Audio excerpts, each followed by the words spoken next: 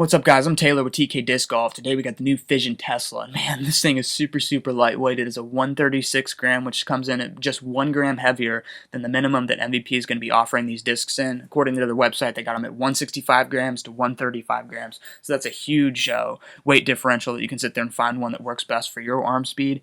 But the first thing I noticed about this Tesla is it has more of a shininess to it compared to some of the other Fission plastics like a Volt or the Photon that's in my bag. They are more of a matte finish, so I sit there and show you guys one of my Volts. It's more of a matte finish, you can easily tell that.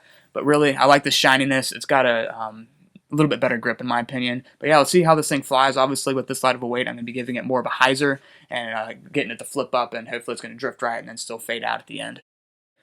Alright, the wind that it was dealing with was coming over my right shoulder, so it was a tailwind with a slight right to left push.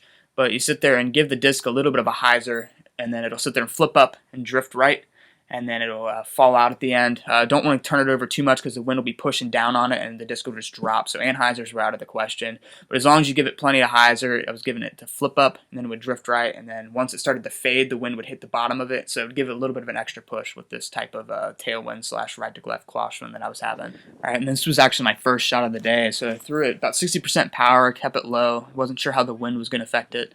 Sat there, threw it on a hyzer, and it actually held it pretty well considering the crazy winds we were having. I think helping dial down the power really helped. But after that, I was like, all right, I need to be throwing a little bit more power to see how much turn these things can handle and stuff like that with the wind. And that was a good example. It just flips up, drifts right, and then once it starts to fade, the wind pushes it.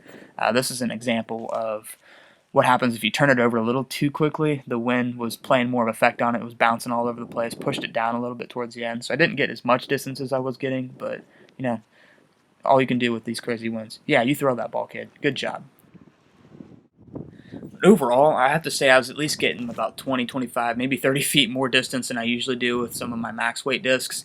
I didn't have the rangefinder with me, unfortunately. Tyler was working, but being in the field with Tyler's rangefinder gives me a good idea of how far I'm actually throwing. So my guess is I was getting, on my max drives, getting about 375, which is plenty of distance for me. That's way more than I usually get.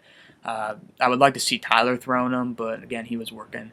And then lastly, had to throw a forehand, try it out, and actually handled it pretty well. It didn't turn into a roller. I'm not a great forehand player, but really, I hit about 275, maybe 300 on that shot, so I was happy with it. But overall, I was actually really surprised with how well this disc flew with the crazy hellacious ones that we had. I mean, it was 15 mile an hour with 25 mile an hour gusts. Any disc golf player, if you're asking a pro or a casual player, winds like that, it's pretty scary and it makes you think more about your shots and stuff like that.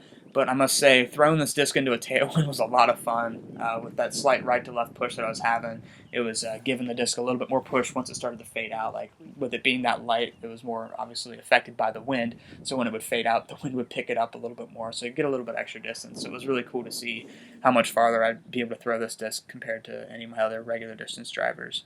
But overall, thank you guys for watching. I really appreciate that. Tyler obviously was working, so hopefully he can get in on the next video. So don't forget to subscribe. We really enjoy making these videos for you guys and love hearing the positive or constructive feedback. So let us know what you think, and thanks for watching. Don't forget to subscribe.